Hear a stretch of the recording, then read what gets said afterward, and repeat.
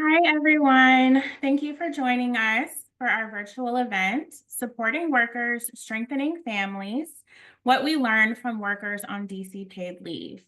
We're so glad to have you with us today.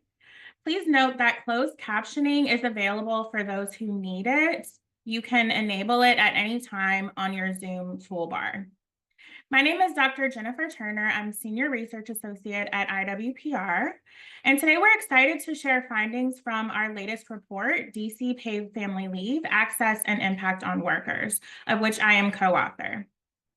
We will also hear from leading researchers, policymakers, and advocates who will share key insights on how paid leave supports families across the district as well as across the country, and how these policies can improve economic security, workplace equity, and family well-being. We will begin with a presentation of the report findings from my colleague and co-author of the report, Dr. Afet Dundar, Senior Research Director at IWPR, and then we'll move into a panel discussion. Throughout the event, we invite you to use the Q&A feature to submit your questions, and we'll leave time at the end of the panel to answer as many as we can. So let's get started, and I'm kicking it off to Afet.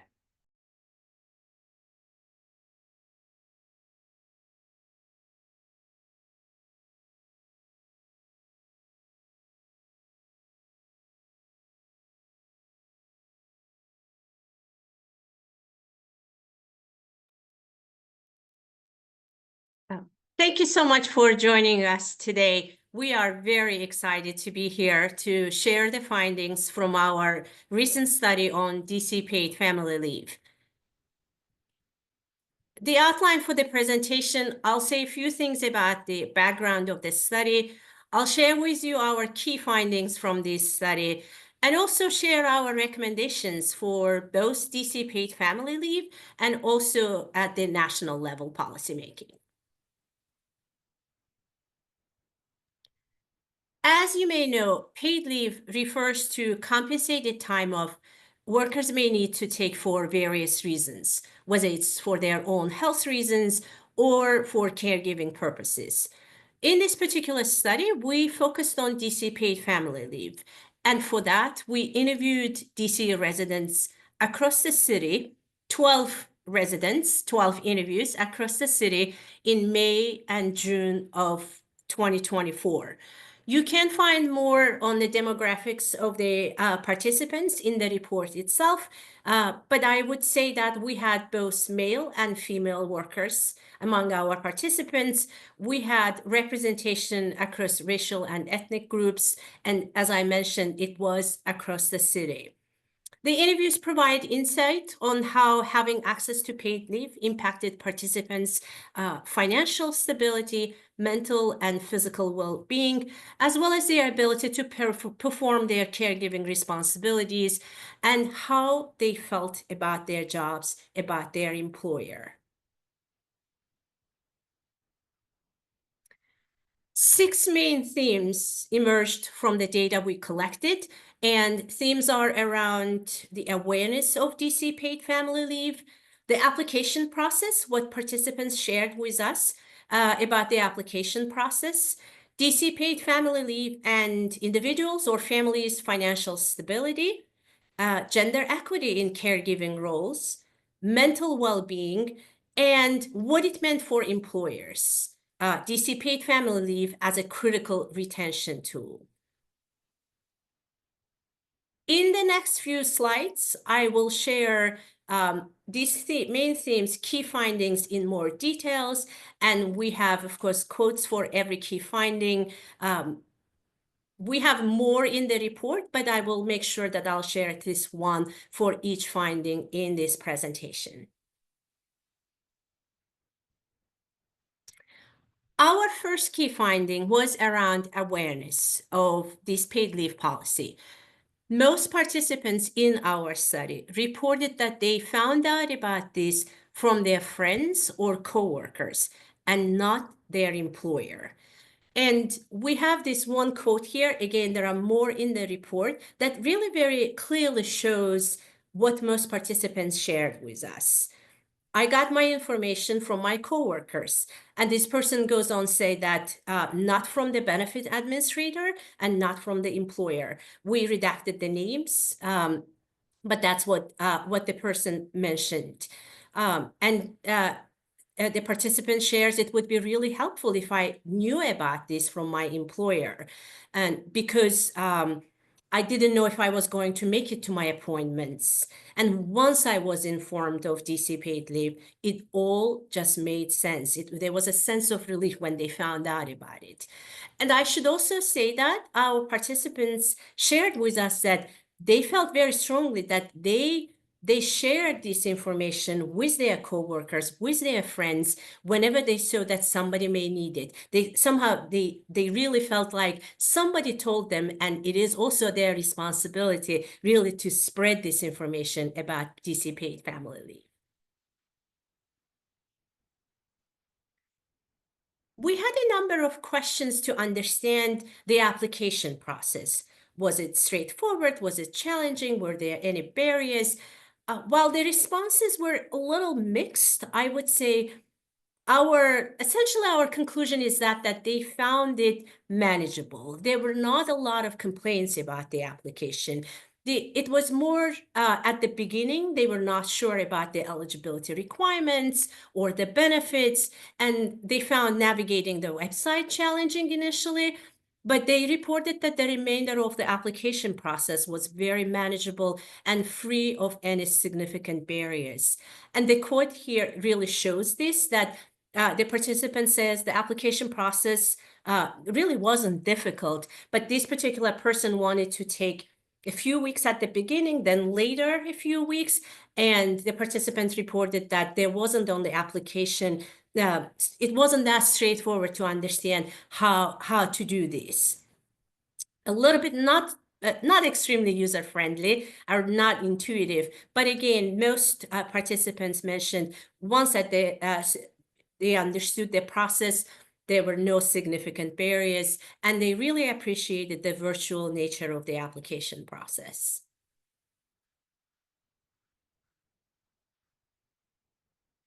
We had a few questions to understand the DC paid family leave's impact on individuals, on their financial stability, finances in general.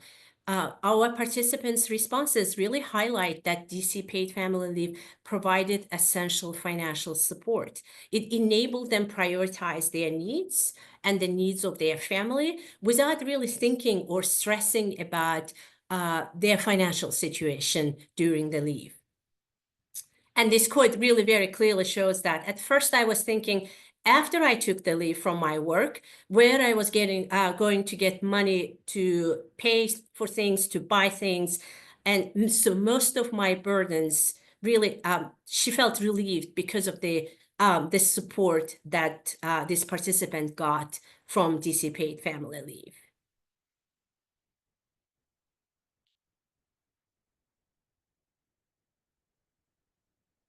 This finding is very interesting to us as the researchers at the Institute for Women's Policy Research, that the availability of DC paid family leave enabled both male and female workers to take on caregiving responsibilities.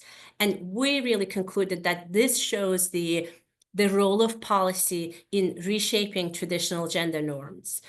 In this particular quote, the participant mentions how her partner became the primary caregiver, was able to become the primary caregiver because of DC paid family leave. And as I mentioned earlier, we had male participants who expressed similar things, that they were able to do this for their family because they had access to DC paid family leave.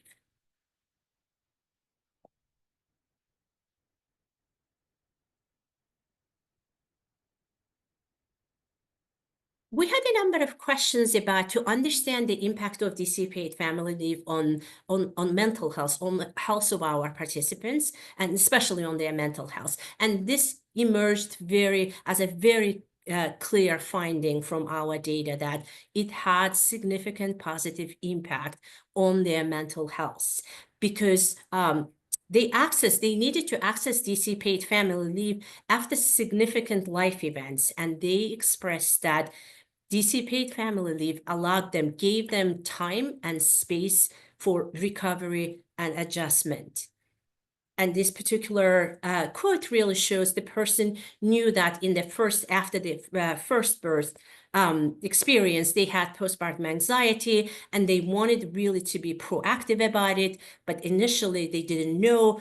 But once they understood that they have this benefit available to them, they really they took advantage of it. They said, then now I could go to my appointments with my therapist, and I just was able to make sure that I was okay and my family was okay before I had to go back to work.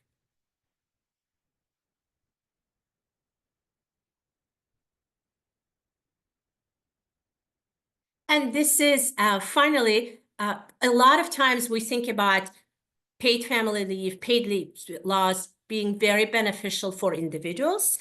But what we saw here, it's actually very beneficial for the employers as well.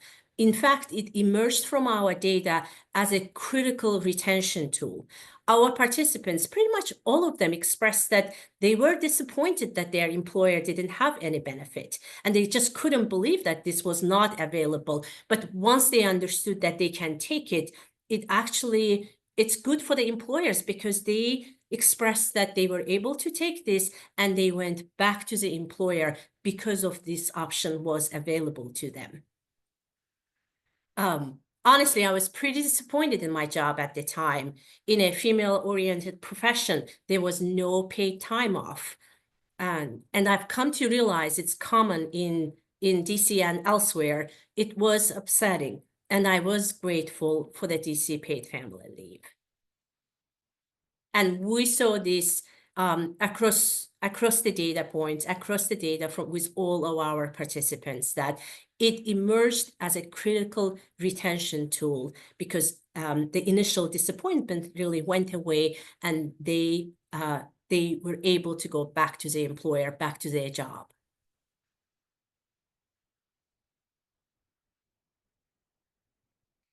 Based on the data and based on our analysis and key findings, we have a few recommendations, both for DC paid family leave, and later I'll also share with you our recommendation for the national paid leave policy potential. We see clear need for enforcement of the employer's legal obligation to provide notice of rights to employees. As I mentioned earlier, all of our participants, I believe all of them mentioned that they heard it from friends or coworkers. And we recommend that DC government partner with employers to provide improved written and verbal communication, and not one time, to make this information really available during onboarding and annually, somehow really to put it out there so that the workers will become aware of this. And we also recommend that DC government undertake broader outreach and education initiatives. So not necessarily directed towards the employers, but general initiatives to ensure workers are fully informed about these options, about paid leave options, types of leave available, eligibility, etc. And finally, we have a few recommendations that we understand that may need additional legislative options. One of them is potentially consider to extend the duration of leave to better support workers, employees with longer term caregiving or recovery needs, and also explicitly allow for job protection during covered paid leave.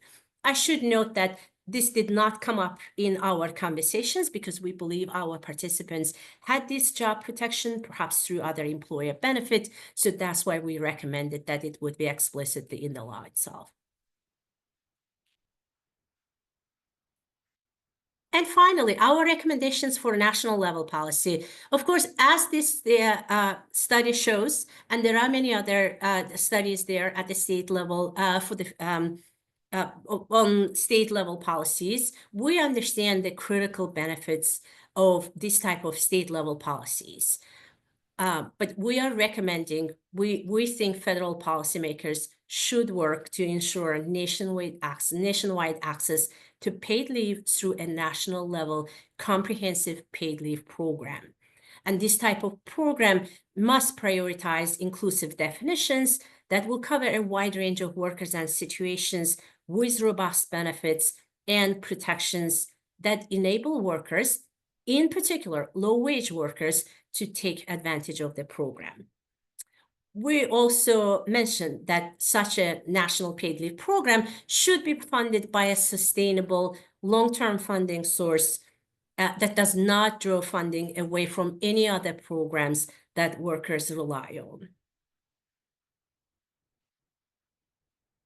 And that concludes my presentation on the key findings of this study.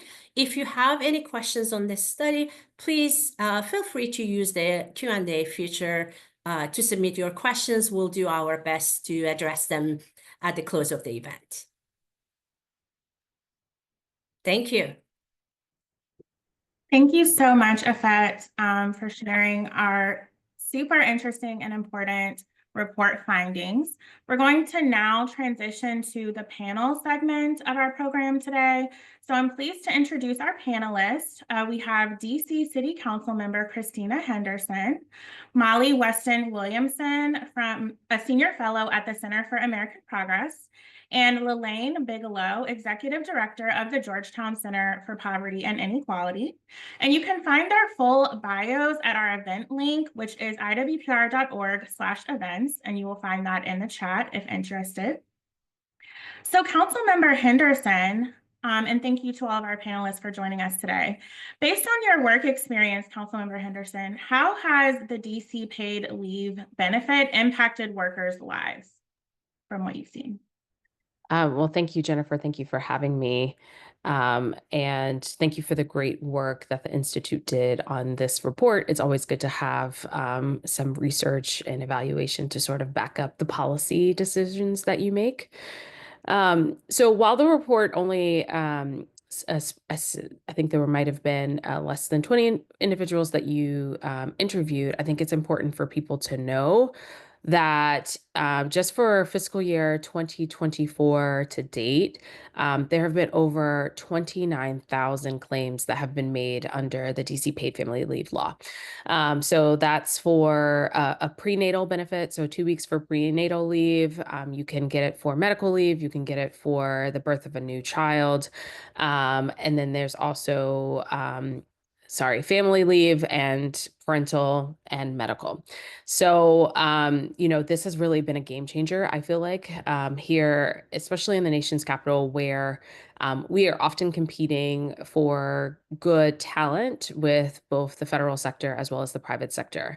The federal government has 12 weeks of paid parental leave. A lot of federal contractors and researchers, et cetera, also have that benefit as well. And a number of our universities and hospitals, which are our bigger employers here in the district, do as well. So this was an opportunity for us to match. And what we know from folks is that without this benefit, they would not have been able to take as much leave as they were able to do so, whether it be, to recover from their own injury or to, prepare for or transition to the birth of a new child. And so this has been a really exciting thing that we have done here. Admittedly, some employers were definitely very skeptical of providing this benefit at the front. But now it feels in some ways just sort of very seamless in the same way that we offer paid sick leave as well. And I think it's super important to think about how states and local jurisdictions are having to step up and fill into the gap, because unfortunately, these are not policies that we have been able to get passed on the national level, even though we just went through a global pandemic. We still don't have a national paid sick leave law, and we still don't have a national paid parental leave law as well. Although everybody tries to convince us that they are here for working families and they are, the family party. We'll see.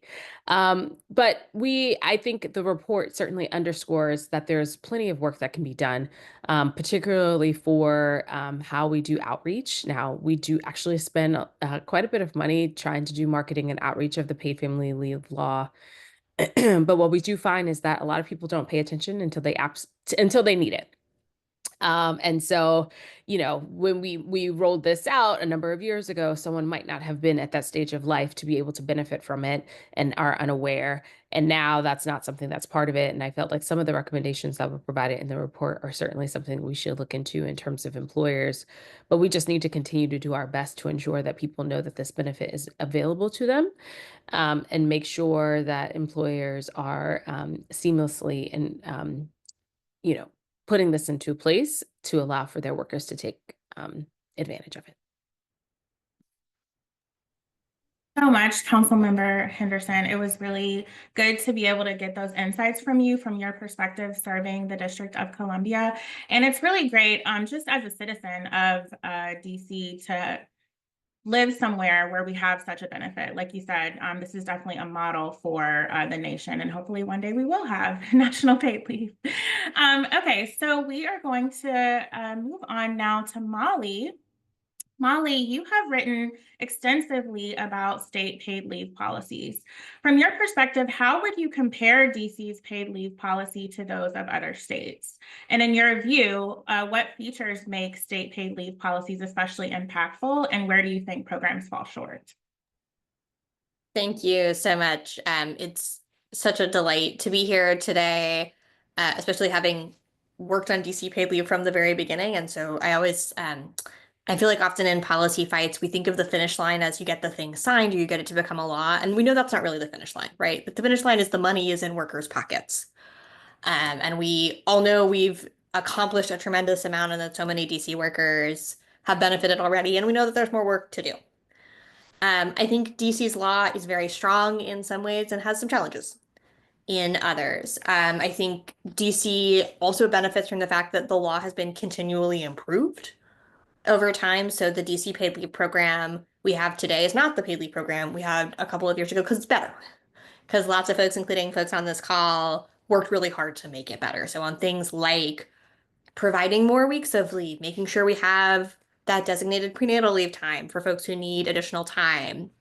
The program already has a pretty strong wage replacement rate, particularly for low-income workers. So it's making sure you're getting enough money while you're not working that you can actually afford to take the time, especially for low-income workers who need as close as possible to 100% of their income to pay their bills. DC's law also does a really good job for people who are working in the private sector in DC, covering as close as it can get to kind of everybody. So it has very low thresholds to qualify for benefits that are designed so that if you qualify based on your earning at one nonprofit or private sector DC employer, you keep that benefit with you when you move over to another employer. And that's a really big deal. So there's lots of real strengths in the program, including places where the DC program has improved, but also ways in which other programs have looked to DC or have moved forward. So for example, the DC program was one of the very earliest programs to have that progressive wage replacement rate. So to give lower income workers a bigger chunk of their own income. And that's something lots of other places have looked to. There's also some places where DC's law falls short. I think to name what I think are probably the two biggest, DC's paid family leave program doesn't protect your job. It doesn't give you the right to take the time away and then come back. It just gives you the right to the cash. It gives you the right to the money in your pocket to make it for your last income. And I want to say by just, I mean, that's incredibly important and valuable and a huge accomplishment. But that gap is a really big one. And particularly, it's a really big one for low-income workers. It's a really big one from an equity perspective. So right now, lots of DC workers who are eligible for money from the DC paid leave program also have a legal right to take time and get their job back because they're covered by a law like the federal FMLA or the DC FMLA or some more targeted protections. But we know that those laws don't cover everyone. And when I say don't cover everyone, I mean a lot of people are left out. So nationally, close to half of all employees are not covered by the federal FMLA. The folks who are left out are disproportionately low-income workers, part-time workers, folks who work in sectors like retail or food service, which have lots of smaller employers. And that has really big equity implications. In DC, DC FMLA gets a few more folks in who aren't covered by federal FMLA, but still leaves really big gaps. And I think when we think about the comparison to other states, Number one, there's a lot of folks who qualify for the money but don't qualify for the time, and so have to decide whether they can safely take that gamble of taking the time. But bigger picture, when we're thinking sort of policy design, if I have to think about two different laws that have pretty similar names and have to figure out which ones I qualify for when and how they relate, that's already a loss. That's already a loss for workers. It's a loss for employers because it's confusing. It's hard to navigate. The things get tripped up. People refer to one thing when they mean the other thing. And so figuring out how do we get to that universal job protection is really critical. I'll say here as an example that feels particularly salient here, Washington State, which passed their paid leave program about 6 months after DC, also doesn't protect jobs now, but has legislation introduced to add that protection back on. So I think we're seeing sort of real-time models of that. One more piece that I think is worth highlighting for DC is right now, the agency has taken the position that DC's paid leave program doesn't allow you to receive benefits while you're unemployed. Those words do not appear in the statute, but that's the position the agency has taken. And what that means is that if you lose your job right before you get really sick, you have a baby, your mom has a stroke, you don't get your benefits. Even though in most of the time, if you have a leave need, you're also not going to be eligible for unemployment because you're not what's called able and available. And I think particularly right now, when we know what's happening with employment in the district, not acknowledging what a limitation is, not noting that it's especially bad for low-income workers who change jobs more frequently than other workers, and also noting that it's out of step with what most other states do. I think another piece there. But again, I think the big picture here is there's lots to love about this law, which is really delivering for real people right now, while there's still some more work to do to really live up to that full promise. Thank you, Molly, for that. It's always nice to hear from someone who can really get into the nitty-gritty of these policy details. So I really appreciate that. And like you said, job protection is so important. And we appreciate DC paid leave as a model. And I know that legislators are looking for ways to improve it as well. So thank you. So now we'll move on to Lelaine. And so Lelaine, from your perspective, how do paid leave policies contribute to financial security for women and families? And can you give some examples that you've seen of this impact in your work? So I wanted to start out by saying thanks for inviting me to be on this panel with all these wonderful and amazing people. I believe it's so important to include lived experience in our research as a leader of a research organization. So I just wanted to convey my congratulations to IWPR, Jennifer, and Afet on releasing this important research on DC's paid family leave policy. It's really exciting. The findings really resonated with me because I've been in both situations, having paid leave and not having it. And I can tell you it's so much better to have it. To get to your question on financial security, I think it's important to think about like, what is the definition of financial security? What does that mean? And for me, it really means having stable and sufficient income to meet basic needs, cover unexpected expenses, and plan for the future without constant financial stress. It means that we can make decisions based on what's best for our well-being rather than out of immediate financial desperation. And true financial security isn't just about income, it's about predictability, flexibility, and the ability to weather life's ups and downs without falling into crisis. So I really do think that paid leave policies absolutely play a crucial role in enhancing financial security for women. And I think it does that in 4 major ways. So the first way is pretty obvious, income stability. Paid leave means that you can still get money in the bank and it prevents sudden income loss. And this helps families cover bills, rent, food, and healthcare without falling into debt or poverty. The second way it helps is through workforce attachment, which, is a fancy research word for keeping your job, right? And Molly talked a little bit about this, but women, especially mothers, are more likely to return to their jobs after they've had parental leave. And this reduces career disruptions and long-term income gaps.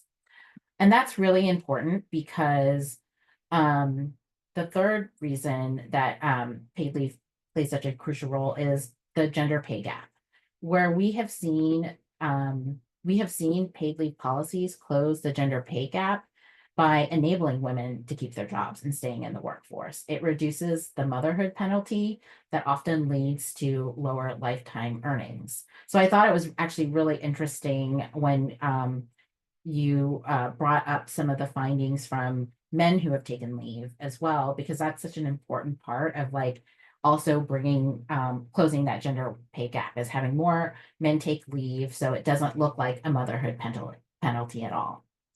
And finally, it's helpful for health benefits. They say health is wealth, and that's true in paid leave as well. Parents who can take paid leave are more likely to attend postpartum medical visits, breastfeed longer, and bond with their children, leading to better health outcomes for mother and baby. So I think financial security is an incredible part and benefit of paid leave. And thinking about some of the examples, I thought I would actually just share my own personal story. So I didn't have paid leave when I gave birth to my son in 2013 as a federal government employee. I had to cobble together vacation and sick time while also being on bed rest. But I was also very adamant about taking 3 months off because I knew mentally that is what I needed. But the stress of going without a paycheck for 2 months really wrecked my postpartum mental well-being. I look back at that time and I'm grateful for being able to weather that storm and take the time off. It was also during a government shutdown, so there's a lot happening, but it was one of the hardest times of my life when I should be looking back at it as the happiest, those first 3 months. And when I contrast that with nearly 3 years ago when my mom fell ill and passed away, I got to be with her and support my family for 6 weeks during that difficult time. I had paid leave with my employer at the time, the National Partnership for Women and Families, and being able to forget my job and forget my responsibilities and know that money was still coming into the bank and I had a job made the difference in my mom's care.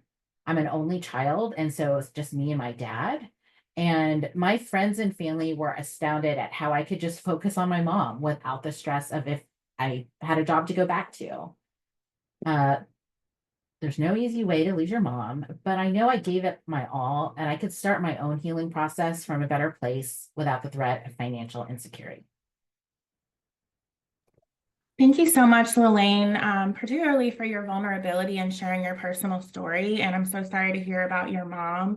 I think one of the really important things of your story is that it sheds light on the many reasons people use paid leave. A lot of times when we talk about these policies, we think about it just in terms of parental leave, which is huge and very much needed.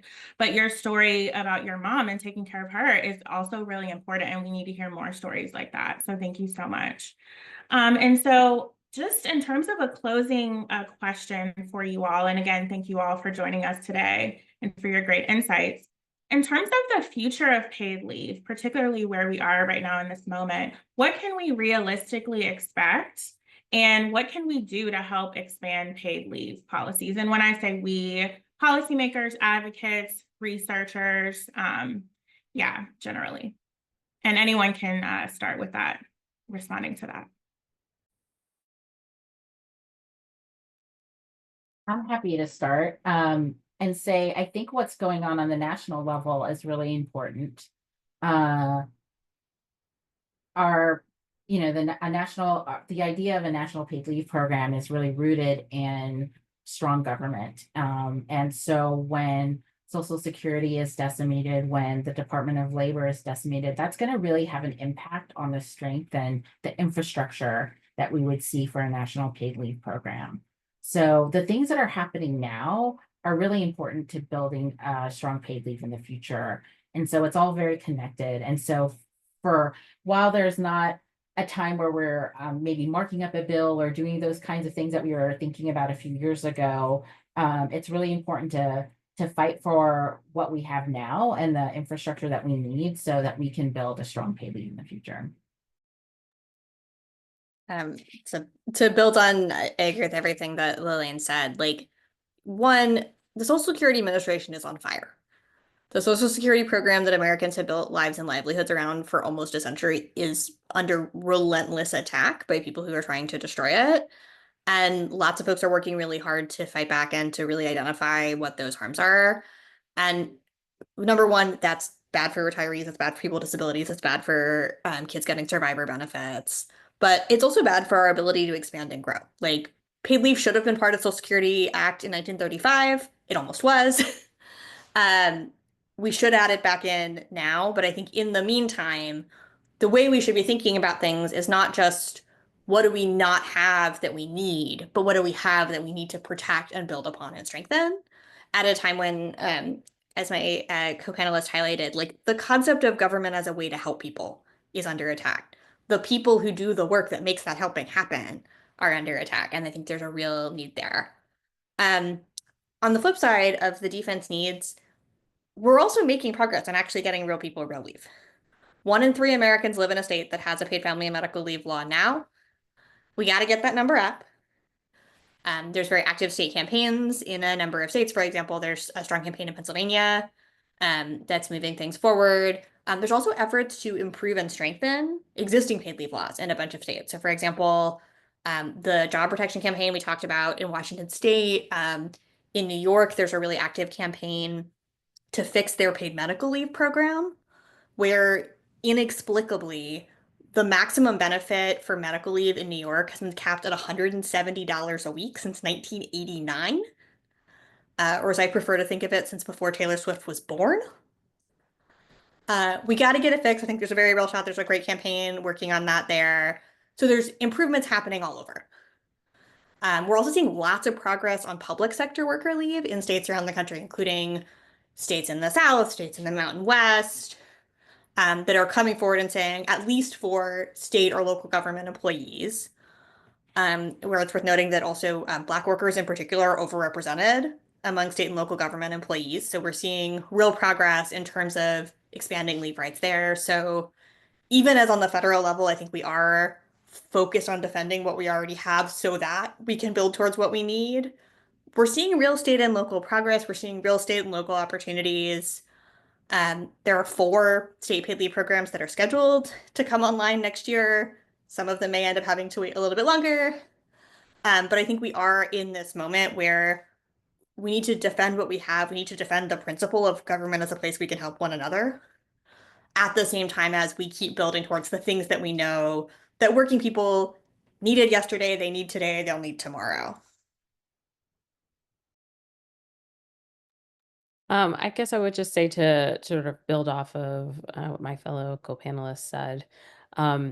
Unfortunately, I do feel like a lot of progress that will be made in sort of this arena is going to happen on the state and local levels for the foreseeable future. Prior to becoming a council member, I was working in the Senate. I was working in the Senate when we did the paid parental benefit for all federal employees, which was a hard fight. And that happened during the first Trump administration. But the circumstances of that are completely different. The players who were there for that are not there anymore. And so anyone who's sort of pointing to, oh, no, we can get big things done through this particular Congress and administration hasn't really been paying attention, which is not necessarily a bad thing. I do feel like for state and local governments, it's an opportunity to be a bit more nimble and really design a program that works for your population as opposed to a one-size-fits-all approach, which makes it much more difficult to amend or change in the future. Just sort of take a look at federal minimum wage, for instance, which hasn't changed in, I think Bush was president, was the last time that the federal minimum wage law was updated, which has prompted states to sort of move ahead and take that stand. And so DC's law was one of the first and certainly needs its own improvements and things like that. A little bit difficult given our current economic environment at the moment. But the conversation hasn't stopped and the principal benefit is still there. And we just need to make sure that it continues in the future. Thank you again to all of our panelists. Now we're going to open it up for audience questions. It looks like we have a couple of questions in the Q&A. I'll start with the first one here. What strategies have you all seen work to help workers learn about their paid leave options from their employer? So one of the things we talked about that Afet mentioned is that employers didn't necessarily do the best job of letting workers know about these benefits. So what strategies have you all seen to help workers learn more about these options? I think one of the best that we've sort of seen is when companies embed it in their onboarding procedures. So in the same way that you're talking about vacation days, you're also talking about what this leave benefit is for you. Now, of course, there are these things of some people tune out the parts of those conversations that it isn't immediately relevant to them. But making sure that the information is also available on whether it be your intranet or your HR site, so that when it comes time for that worker to need that, they may be a little apprehensive to go ask HR, hey, my mom is sick, what can I do? But they might want to be able to sort of investigate on their own. And if those policies are readily available where someone can look through in a very easy way, that can advance the conversation for someone to ask further questions. Yeah, I think that's all right. To add two things. One, I want to lift up something which is highlighted in the report, which is most leave laws, including DC paid leave, have written into them affirmative legal requirements on employers to provide notice of rights. It's typically something like you have to post it and you have to do it when they're hired and you have to inform them when a need for leave arises. That's a nice thing we have written into statutes that isn't always what's actually happening for real people. And I think thinking about how do we put some real teeth behind those requirements? How do we make sure that employers are doing what they're legally required to do? I also think more broadly, part of helping make sure that employers are proactively providing the information people need when they need it, because people do tune out when you're getting a million and one things, when you're getting started, is making sure that all of the relevant people and employers know the relevant information. So at employers who have like an HR or a benefits person, that person should know it, but also everybody who is supervising someone should have that information, should be getting reminded of that information, should be thinking holistically about the ways in which different protections fit together. So for example, it's really common to hear from workers where they asked for leave or they identified something that was happening to them, and the employer says, oh, well, you don't qualify for FMLA, so there's nothing for you. Even when that's not true, there's sometimes this sort of like FMLA blinders piece. And so making sure that all of the relevant people in an employer have the information, are thinking about it, are bringing it up, and know where to point people for information when they need it on all of the protections they might need is a way to not only set workers up for success, but to set employers up for success, because employers want to do the things that they're supposed to be doing, but giving them the tools and support to make sure they're doing it, including, I think, particularly thinking about things like language access. So not just you have access to information about these laws, but you can give people information in their primary language. You can give it to them in a way that is not written in lawyer, but is actually written in language that people can understand. Takes tools, takes investment support. I think there's a lot of great resources, and I know that DOES does a lot of work on this front already, but there's more to do. I'll just jump in and say one other thing. And so, in my former life, I did a lot of congressional education. And I think that I see this as a very similar thing of where, there's a gap, I think, in employers probably understanding this from like a human standpoint rather than a compliance standpoint. So, HR professionals have to deal with lots of different things. And so I think this even answers some other questions, but how do you get men to take leave? How do you see this as a comprehensive strategy, for workers?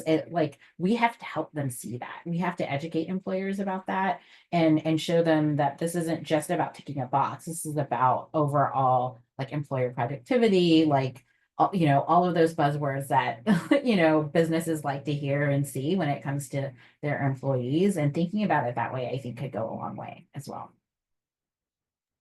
Yeah, thank you all. And Lelaine, that was a great segue to our next question. There's a couple of questions in here that touch on fathers using leave and encouraging more men to use leave, especially for sharing care-related responsibilities, just as our report brought up. Do you all have any ideas about how we can do that? How we can encourage men to use these policies more? And then do you have any good examples of men using leave, but beyond men who work in higher paying professional jobs?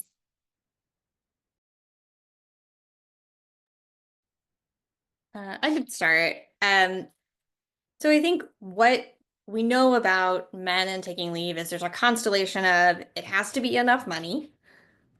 Men are more likely to make decisions about whether or not to take leave, particularly for things like parental leave, where you have more flexibility is the wrong word, but you are not physically incapable of working.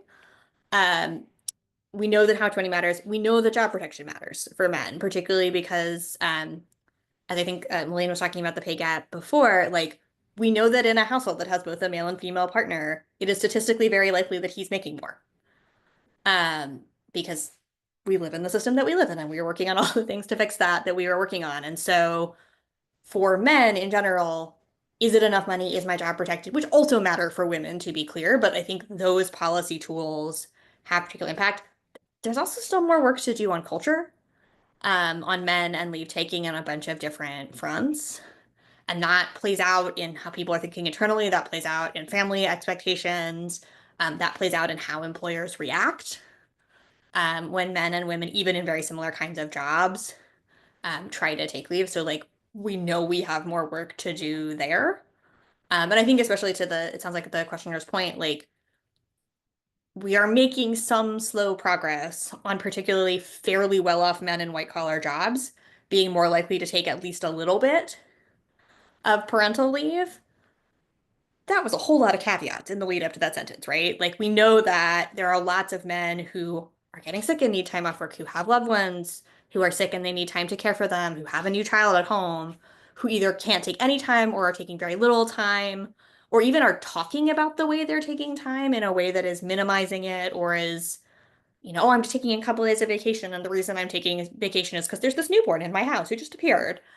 So I think thinking about the policy levers and the culture levers together, because we know that it is good for men to take leave when they are sick. It is good for men to take leave when the people they love are sick. It is good for men and women and babies for men to take leave when there is a new child at home in a whole bunch of ways, including the ones we've highlighted here. And so thinking about how do we make the policy work, but also how do we backstop that with really across the board culture changes in the way we talk about men and health and care to support everyone in taking the leave they need. I think Molly is exactly right. There are a variety of different factors here. So in DC, based on the current data that we have, about 30% of those who file claims are men. Now, if I'm looking at each individual one, parental versus medical versus family, there are obviously variations that take place there. I think it's also important to remember too that even though the maximum benefit is 12 weeks for a variety of categories, we often don't see folks taking the maximum. So we actually do see folks who will take, on average for parental, it might be 9 weeks as opposed to 12. For medical, it's 7 weeks, and things like that. So it varies in between. And I think that's important because sometimes we do have employers who are like, oh my gosh, what if everybody in my company decides to take 12 weeks at the same time?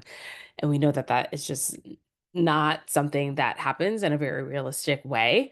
But I did have a colleague when I worked in the Senate who he took parental leave and he put it in as a away message. So as part of for our office, when you went on parental or family or leave, you were required to basically put an out of office up. And that was sort of a way to ensure that folks were actually taking the time that they needed as opposed to taking the time but still working. And he put it in, his away message, my office generously offers paid family leave for both men and women.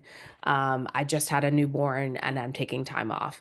And while that might not have moved the needle for, people who were receiving the message, it definitely helped as a senior leader in our office to set a culture and expectation that this is okay.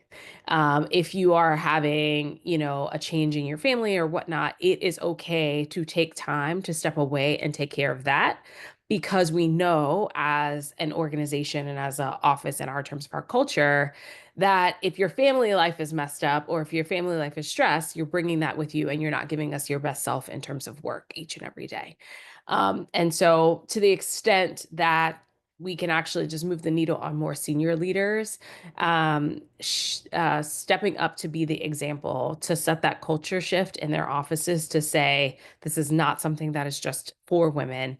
It's something that men should do and should feel free to do as well as part of managing and balancing the caretaking responsibilities that exist in society.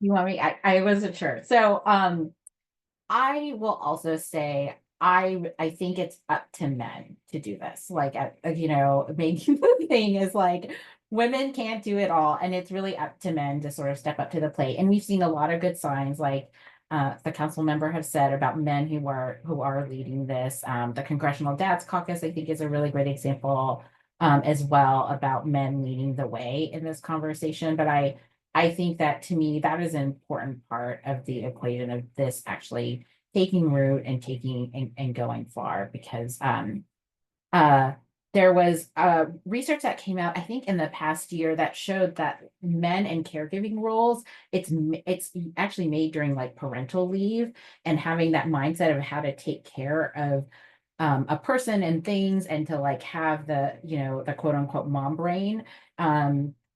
And I'm paraphrasing a little bit. So I think taking that time is incredibly important to also building that generation of men who are going to see this and be equal partners in caregiving, whether it is when babies are born or later in life, when they are dealing with a sick loved one or a parent. Absolutely. Thank you all for your wonderful responses. I think we have time for one final question. So in what ways might the current move away from flexible working conditions that we're seeing right now impact the future of paid leave policies at the state and national level? Do you all have any thoughts on that?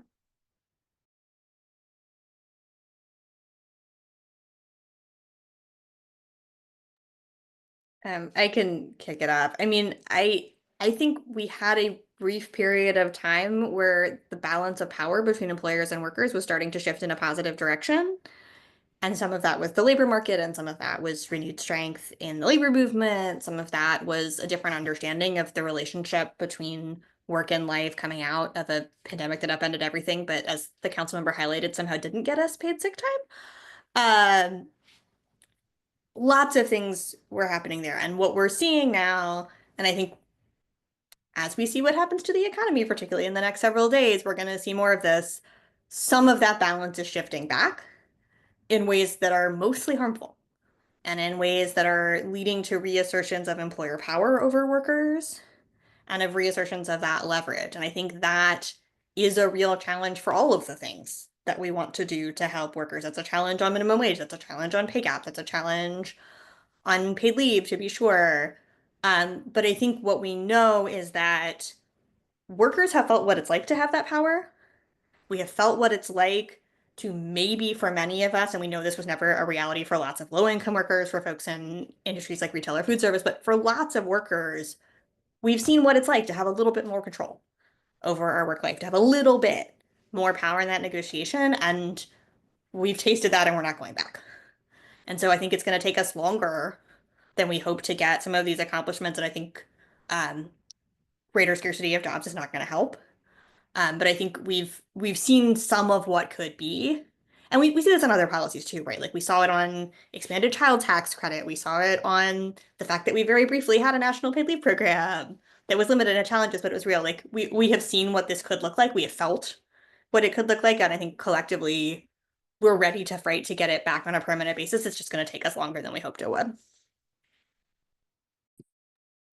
I kind of think in some ways this time will help us. I think we were moving pre-pandemic in a direction of some certain policy conversations that kind of were put on pause because folks were like, oh, you're working from home, so we really don't need to talk about, universal pre-K or expanded child leave benefits or childcare benefits or, these types of things that truly do help make the work balance work.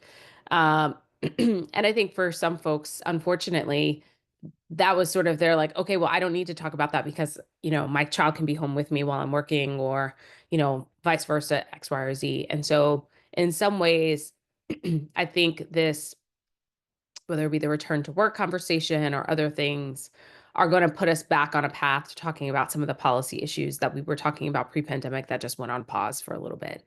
And I think it's going to become even more crucial if you think about it. Although I'm of the opinion that some of these issues with regard to childcare and leave were always important throughout this entire period of time. And we should have used the time to make sure we were getting those policies right to be prepared for when there's sort of a shift back. But maybe it looks different. I think I was listening to a podcast and we were sort of talking about, this period that we're currently in on some of these policies and procedures. And they asked the question of, okay, who are the folks who are writing the book or the manual on how to put Humpty Dumpty back together again, but 10 times stronger and better, right? Looking at this not as an opportunity, but to say, okay, if they're stripping it down to the nuts and bolts, when power shifts and it is time for us to put these programs back in place, what does it look like in a different sphere? And how do we shape that? And so I would encourage folks to definitely use this time around, all right, everything sucks right now, but like, what do I want this to look like in 5 years? If given the opportunity to have keys to the kingdom and sort of writing what the new next wave on some of these policies look like. I think we should ask that question around what are the changes that need to be made to FMLA, which haven't been, made in decades at this point, right? What are the changes that need to be made in terms of paid family leave? What are the changes that need to be made in terms of paid sick leave? And what's the roadmap in terms of making sure that when the opportunity comes, we're not going to say, oh, we need to research this for 10 years and get, a task force and a working group together, but rather that we have the documents ready to go. Thank you. That was such a great closing comment. Because it's so important for us to imagine the world we want to live in. Like you said, Councilmember Henderson, things might not be the greatest right now, but it's not always going to be like this. And we can hope and dream and plan for a better future. So I want to thank you all again for joining us, especially to our panelists and to Afet as well for sharing our report findings. This is such an important and timely discussion. Please use the link shared in the chat to read our full report on the impact of DC's paid leave policies, and a recording of this webinar will also be made available on our IWPR YouTube page tomorrow, April 4th. I hope that you all have a great day, and don't forget to take your paid leave when you need it. Hopefully you won't need it for anything bad. Have a good day, everyone. Thank you.